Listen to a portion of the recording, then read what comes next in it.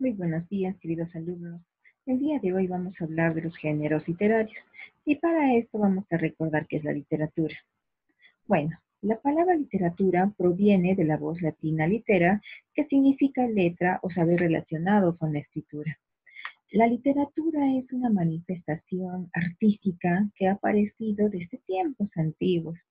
Incluso, ¿no? Si nos hacemos la pregunta, ¿qué apareció primero, la literatura o la escritura? Vamos a observar que primero apareció la literatura, es decir, que la literatura en sus inicios fue oral.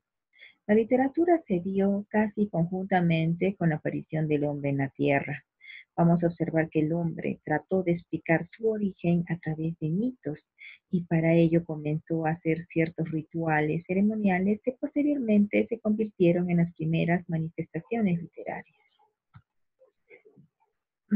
Bueno, vemos que la llamada preceptiva literaria nos va a ayudar a clasificar las obras literarias en cuatro grandes grupos, las cuales tienen características propias y a su vez estos cuatro grandes géneros se van a subdividir en las llamadas especies líricas, o perdón, especies literarias. ¿Y, ¿Y qué son pues los géneros literarios? Bueno, los géneros literarios son los distintos grupos o categorías en las cuales podemos agrupar las diferentes obras literarias atendiendo a su contenido y estructura. En la antigüedad, el primero que se encargó de agrupar estas obras literarias fue Aristóteles en su obra La Poética. En esta obra es que él agrupó los principales géneros literarios de su época y estos principales géneros literarios en ese entonces eran el género épico, lírico y dramático. Actualmente nosotros conocemos uno más que es el género narrativo. El género narrativo y el género épico son muy parecidos. Bueno, el género épico nos va a narrar hazañas grandiosas, pero en verso y es objetivo, mientras que el género lírico nos va a expresar sentimientos subjetivos y a su vez emotivos. Aquí, por ejemplo, están los versos, las canciones, mientras que en el género dramático va a representar algún episodio o conflicto, pero es a través del diálogo. El género narrativo te decía que es muy parecido al épico porque también nos va a narrar o va a describir hechos reales imaginarios, pero escritos en prosa. Aquí también nos narra hazañas grandiosas de héroes, sobre todo antiguos, héroes que en realidad sí han existido, pero en verso. Bien, vamos a observar que cada uno de esos géneros tiene una determinada función. El género narrativo, su función es la narrativa, al igual que en el género épico. En el género lírico vemos que la función es la expresividad y en el género dramático su función es la representativa. Vamos a ampliar un poquito ahora algunos datos del género lírico. Veamos que el género lírico, como hemos mencionado, se va a clasificar por manifestar, perdón, se va a caracterizar por manifestar sentimientos subjetivo y emocional. Este género lírico, a su vez, se va a subdividir en lo que llamamos especies literarias. Las especies más conocidas del género lírico son la oda, la elegía, la éloga, la epístola, la sátira. También por ahí están las canciones, los madrigales, entre otros. ¿Y qué es pues una oda?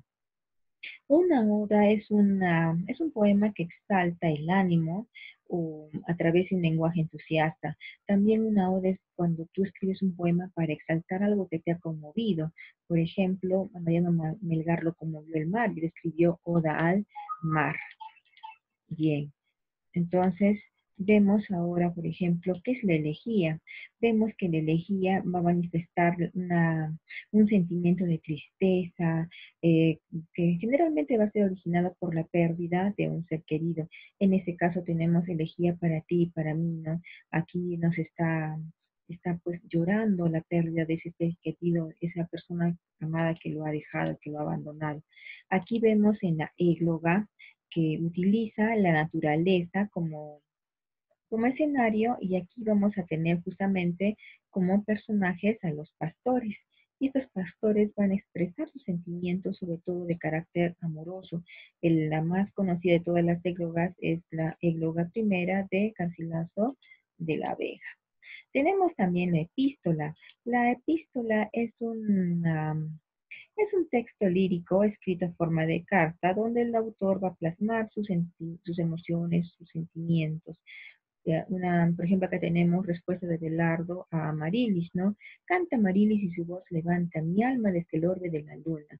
Aquí pues está dirigiendo en Lope de Vega, en este caso bajo el apodo de Belardo, se refiere a la poetisa huanuqueña Amarilis. ¿Y qué es una sátira? Una sátira es un poema donde se va a burlar de algo en particular, como que es un poema de burla. Bueno, en el género, ahora vamos a ver el género épico. Las principales especies de género épico son la epopeya, el cantar de gesta y los poemas épicos.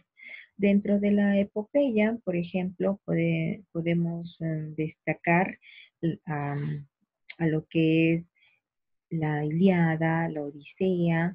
Vamos a ver que estas epopeyas son narraciones extensas y que se van a nutrir o se va ¿cómo se puede decir? A mezclar lo que es lo sobrenatural con con lo real, ¿no? Es algo mítico. Aquí, por ejemplo, están presentes en la Ilíada y la Odisea, están presentes dioses y hombres en plena batalla en estos dos cantos eh, bastante conocidos pertenecientes a Homero.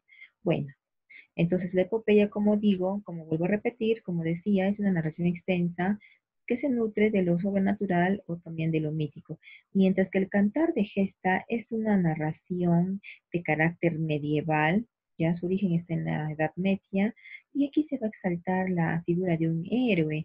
En este caso se exalta la figura, acá tenemos un ejemplo del cantar del Music, que se exalta la figura de un caballero eh, de un caballero español, un caballero castellano llamado don Rodrigo Díaz de Vivar, el Cid Campeador. Bien, ahora tenemos que los poemas épicos surgen en el Renacimiento, es decir, ya por finales de la Edad Media, y aquí se caracterizan porque tratan un poco de imitar lo que son las epopeyas, van a caracterizarse porque van a tener un lenguaje bastante elevado, un lenguaje sumamente culto. Vemos que en el género narrativo destacan ya la novela, el cuento, la fábula, la parábola, la leyenda, los mitos. Mayormente ustedes, yo creo que la mayoría de ustedes decía que yo creo que la mayoría de ustedes han leído muchas novelas, muchos cuentos, fábulas cuando eran pequeños, parábolas, por ejemplo, las de Jesús, leyendas, por ejemplo, Manco Cápac y Mamaó, que tenemos mito, como de los hermanos Sayar, entre otros. Bien, ahora dentro del género dramático observamos que se divide en tres grandes especies, que son tragedia, comedia y drama. La tragedia se caracteriza por tener hechos funestos o con finales tristes, o sea, finales pues dramáticos, muy funestos, muy trágicos. La comedia, mientras tanto, es una representación de carácter así cómico, que termina en un final feliz. Generalmente dentro de la comedia está presente un personaje gracioso. Y el drama es la mezcla de lo que es la tragedia y la comedia. Aquí tenemos, por ejemplo, el drama de Fuenteovejuna.